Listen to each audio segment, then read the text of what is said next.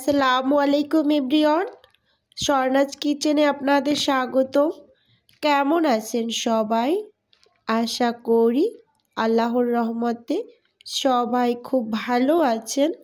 আজকে আমি আপনাদের সাথে শেয়ার করব ভীষণ মজাদার একটা dessert item, lachha pudding recipe.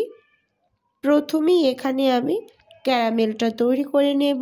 সেজন্য চুলোতে একটা প্যান বসিয়ে দিলাম। প্যানটা গরম হয়ে আসার পর দিয়ে দিলাম 1/3 কাপ চিনি। প্রথম অবস্থায় চুলোর হিটটা হাই হিটে করে নিতে হবে। যখন চিনিটা এরকম চারপাশ থেকে লালচে হয়ে আসবে তখন চুলোর হিটটা মিডিয়াম টু লো হিটে করে নিতে হবে। এখন আমি স্প্যাচুলা দিয়ে খুব ভালোভাবে নেড়ে চেড়ে ক্যারামেলটা তৈরি করে নেব। যার যেরকম কালার পছন্দ সে সেরকম করে ক্যারামেলটা তৈরি করে নেবেন। আমি একটু গাঢ় কালার পছন্দ করি, তাই ভালোভাবে নেড়ে চেড়ে সুন্দর একটা কালার আসার পর ক্যারামেলটা নামিয়ে নেব। যেই পাত্রে আমি পুডিংটা সেট করব সেই পাত্রে তাড়াতাড়ি করে একটু ঢেলে নিতে হবে, না হয় ক্যারামেলটা শক্ত হয়ে যাবে। আমার কাছে মনে হচ্ছে এই কালারটাই ঠিক আছে। এর বেশি যদি আমি ক্যারামেলটা কালার করতে চাই তাহলে পুডিংটা তৈরি করার পর এটা খেতে ভালো লাগবে না। তাই চুলোর জালটা বন্ধ করে অনবরত গরম চুলোর উপরে আমি একটু নেড়ে চেড়ে নিচ্ছি। এখন নামিয়ে আমি যে পাত্রে পুডিংটা সেট করব সেই পাত্রে ঢেলে নেব। দেখতেই পাচ্ছেন মাশাআল্লাহ কালারটা খুব সুন্দর এসেছে। এখন বাটিটা আমি ঘুরিয়ে ঘুরিয়ে চারপাশে একটু লাগিয়ে নেব। অবশ্যই কাজটা খুব দ্রুতভাবে করতে হবে, না হয় ক্যারামেলটা শক্ত হয়ে যাওয়ার পসিবিলিটি থাকে। ঘুরিয়ে ঘুরিয়ে খুব সুন্দরভাবে সেট করে নিয়েছি। খুব সুন্দরভাবে সেট হয়ে গিয়েছে।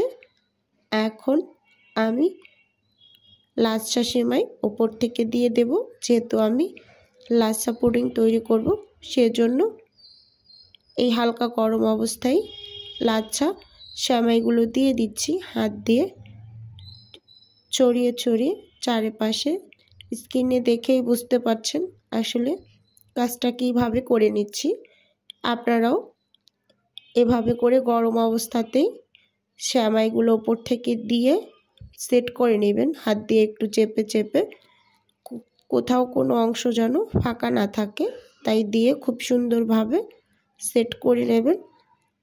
আমার এখানে বাটিটা পুরোপুরি রেডি করে নিয়েছি।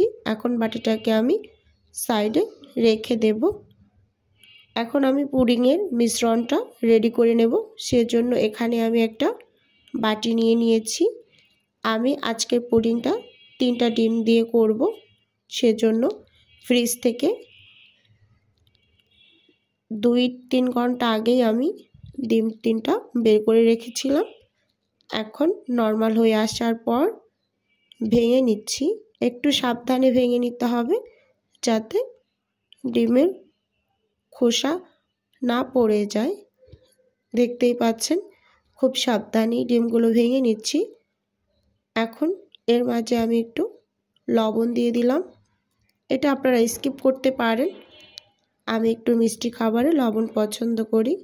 দিয়ে দিলাম 1/3 কাপ চিনি। এখন হ্যান্ড উইক্সের সাহায্যে ভালোভাবে মিশিয়ে নেব। একটু সময় নিয়ে মেশাতে হবে যাতে করে ডিম আর চিনিটা খুব ভালোভাবে গলে যায়। খুব ভালোভাবে আমি এটাকে গলিয়ে নিয়েছি, দেখতেই পাচ্ছেন।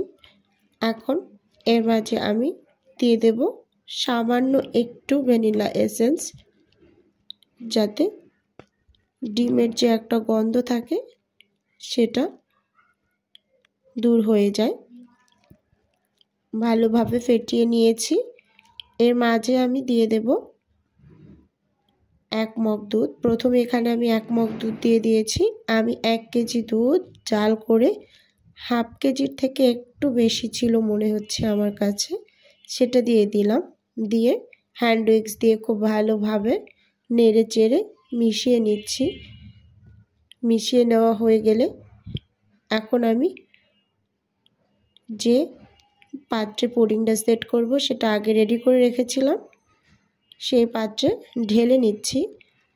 অবশ্যই একটু ছেঁকে নেবেন। একটা ছাঁকনি নিয়ে নিলাম।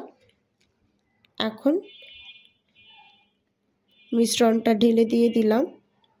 দেখতেই পাচ্ছেন খুব সুন্দরভাবে এটা ছেঁকে পাত্রের ভিতরে সেট করে নিলাম। হাত দিয়ে একটু ট্যাপ করে নিচ্ছি। এখন এটাকে আমি চুলোতে বেক করব। সেজন্য আমি আগে থেকে একটা পাত্রে একটা স্ট্যান্ড বসিয়ে কিছু পরিমাণ পানি দিয়ে ফুটিয়ে নিয়েছি। 10 মিনিটের মতো হবে। এখন দিয়ে দিলাম পুডিংয়ের বাটিটা, দিয়ে ঢাকনা দিয়ে ঢেকে 35 মিনিটের মতো আমি এটাকে চুলোতে জাল করে নিয়েছি। 35 মিনিট পরে এটাকে আমি একটু দেখিয়ে দেব। খুব ভালোভাবে এটা রেডি হয়ে গিয়েছে। এখন আমি এখানে একটা কাঠি দিয়ে একটু চেক করে দেখিয়ে দিচ্ছি। দেখুন কাঠিটা একদম পরিষ্কার এসেছে। চারপাশ থেকে একটু চেক করে নিচ্ছি, একদম পারফেক্টলি হয়ে গিয়েছে। এখন এটাকে আমি চুলো থেকে নামিয়ে ঠান্ডা করে তারপর মোল্ড আউট করে নেব। ভিডিওর এই পর্যায়ে এসে ভিউয়ার্স আপুদের উদ্দেশ্যে একটাই অনুরোধ রাখছি, ভিডিওর কোনো অংশ যদি ভালো লেগে যায় তাহলে চ্যানেলটি সাবস্ক্রাইব করে পাশে থাকার অনুরোধ রইল। আমি এটাকে পুরোপুরি ঠান্ডা করে নিয়েছি ফ্রিজে রেখে। এখন আমি এটাকে মোল্ড আউট করে নেব। চার সাইড থেকে আমি একটু চাকু দিয়ে ছাড়িয়ে নিচ্ছি। অবশ্যই একটু সাবধানে নেবেন যাতে ভেঙে না যায়। এখন এখানে একটা প্লেটে আমি এটা সার্ভ করে নেব। আমি একটু অসুস্থ থাকার কারণে আমার ভয়েসটা একটু অন্যরকম শোনা যাচ্ছে। প্লিজ সবাই একটু ক্ষমা সুন্দর দৃষ্টিতে দেখবেন। দেখতেই পাচ্ছেন আমি খুব আস্তে আস্তে করে এটাকে মোল্ড আউট করে নিচ্ছি। খুবই সাবধানে করে নিচ্ছি, ভয় লাগতেছে যাতে ভেঙে না যায়। মাশাআল্লাহ খুব সুন্দর হয়েছে পুডিংটা।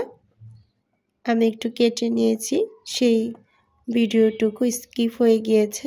এখন একটা প্লেটে একটু সার্ভ করে চামচ দিয়ে কেটে দেখিয়ে দিচ্ছি কতটা স্মুথ হয়েছে ভিতরে। আর খেতে মাশাআল্লাহ খুবই ভালো হয়েছিল। আমার 2 বাচ্চা খুবই পছন্দ করে খেয়ে নিয়েছে। খুবই ভালো লাগে। আপনারা এভাবে করে বাসায় বাচ্চাদের তৈরি করে দিতে পারেন।